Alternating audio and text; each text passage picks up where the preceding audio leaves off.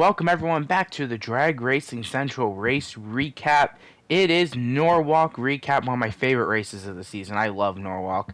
And without further ado, let's get straight into it. We are going to start off with Top Fuel. In Top Fuel, we see a first-time winner this season, Leah Pruitt. Definitely on the rise, has been on the rise lately. Getting the win over the very dominant the past few races, Justin Ashley. Let's take a look at her road to the finals and what she had to say after her Norwalk Nationals victory.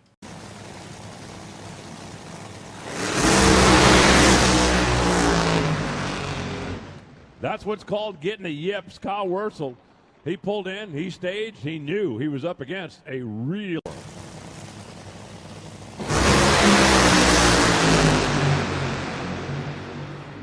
How about 374 beats 374? They're ready. Leah gets away first and a little. It's been a long weekend. One more win light.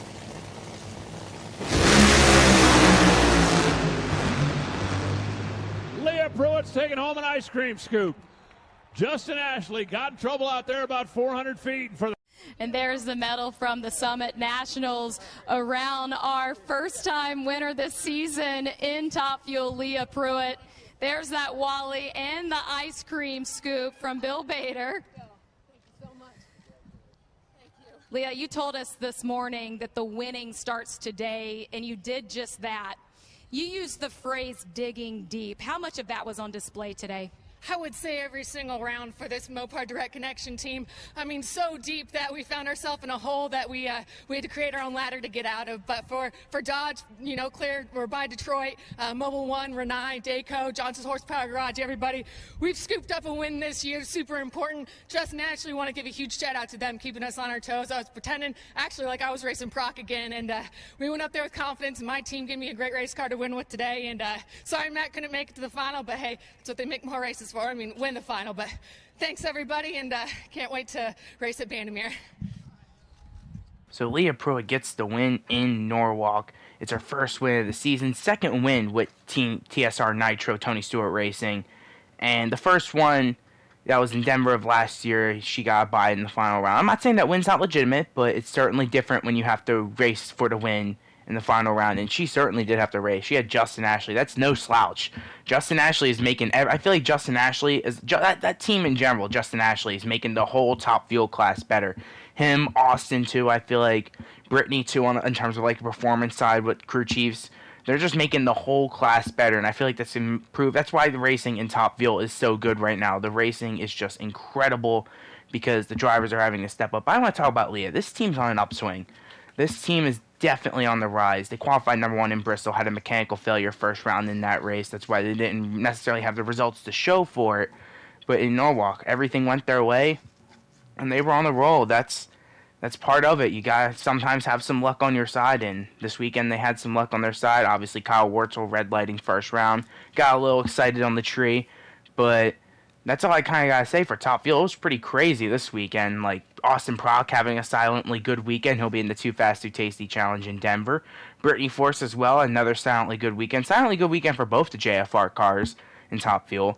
But that's about it for Top Fuel. Now let's move on to Nitro Funny Car. In Nitro Funny Car, Blake Alexander gets his first win in Nitro Funny Car and his first win of the 2023 season. Let's take a look at Blake Alexander's road to the finals and his very emotional top-end interview, which I feel like we're going to have to talk about more because there's a bigger reason to why we need more of that in our sport.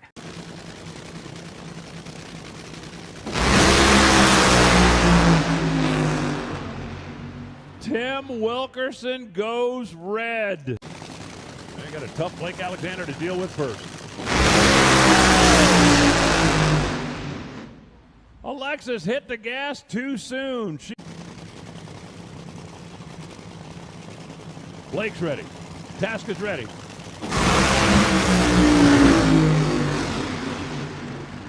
Hey, Ohio, Jim Head's going to go to the final here in Norwalk.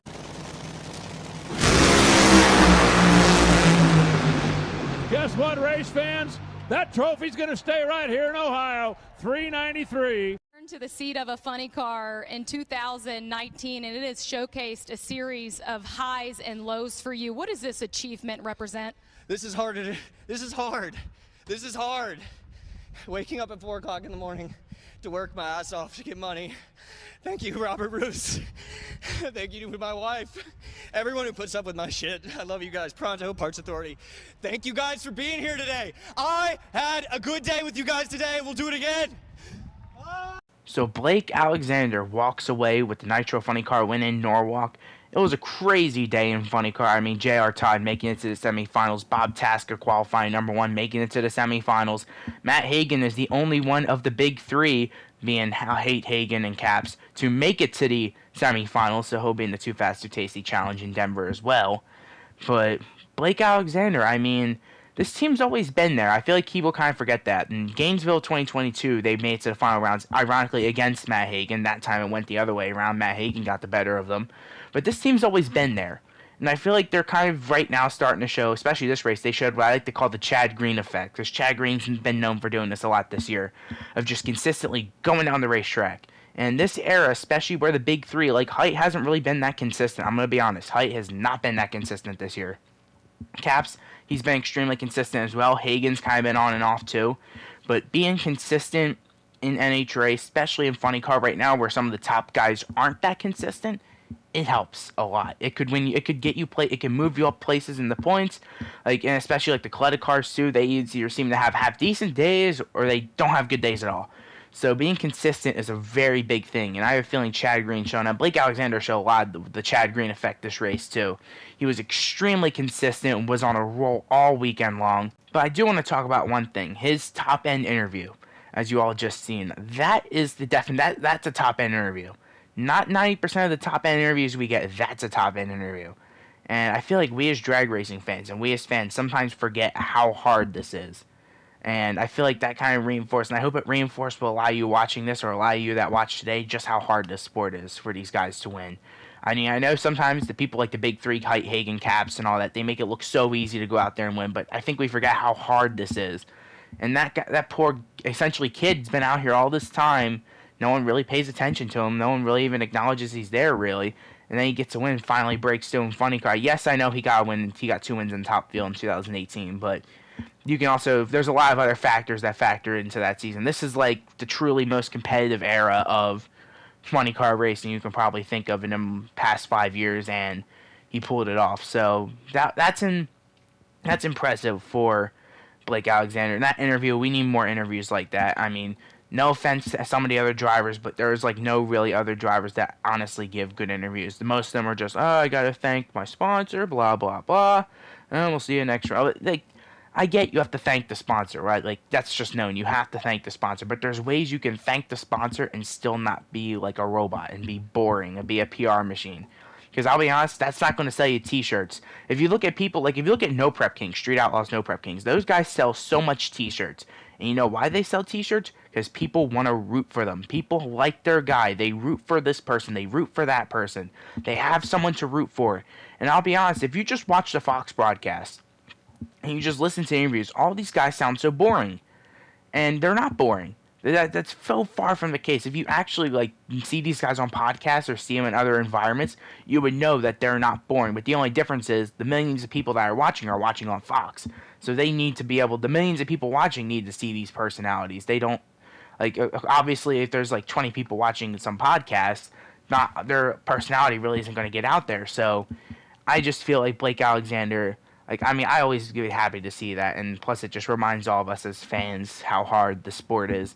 But that's a wrap on Funny Car, and we'll move into some final thoughts of the Norwalk Nationals weekend. Some final thoughts on the weekend in Norwalk. Obviously, this is Summit Motorsports Park, Norwalk, so we can't go without talking about the Bader family and Bill Bader Jr., Bill Bader Sr. Obviously, this time last year, Bill Bader Sr. passed away. And Norwalk experience, everyone I know who's been to Norwalk tells me Norwalk is like awesome. You must experience it. It's like a track like no other.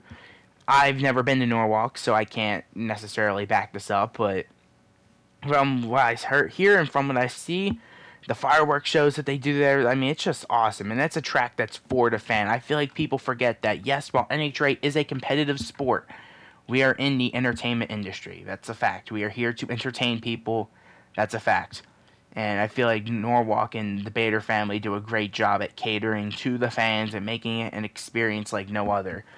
And that's one thing that I want to experience on my NHRA bucket list for tracks to go to, because Norwalk is just, there's nothing like it. I mean, I believe it was voted one of the best racetracks in the country a few years ago.